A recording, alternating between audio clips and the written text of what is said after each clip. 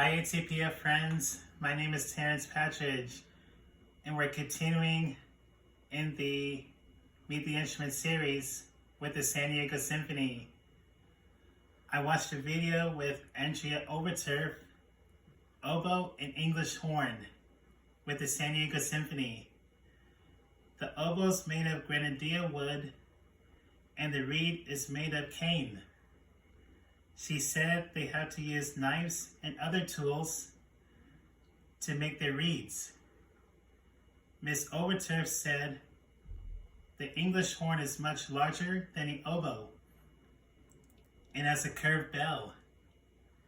The reed sits on top of the bocal, which is a piece of metal that is slightly curved. I love the sounds of the English horn and the oboe. Miss Overturf said she often has to switch back and forth between the oboe and the English horn. You have to really pay attention in order to know which instrument needs to be played at the right time. Sometimes when I play the trombone, I have to know when to use a trombone mute during a piece of music. If I don't pay attention, then I could miss the time that I'm supposed to play. So focusing and listening are very important when you're playing an instrument.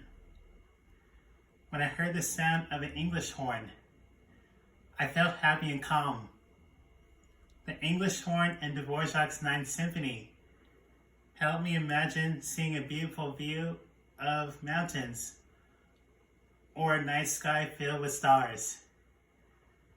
When you heard the English horn, what do you think? How do you feel?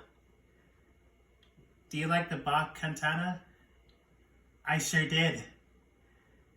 Do you think you might be interested in learning how to play a woodwind instrument like the oboe or English horn? Learning how to play an instrument can help you to improve concentration, listening, and learn how to work together as a group. I really love music, and I hope you do too. I can't wait until the next Meet the Instruments video. Bye ATPF friends, see you soon.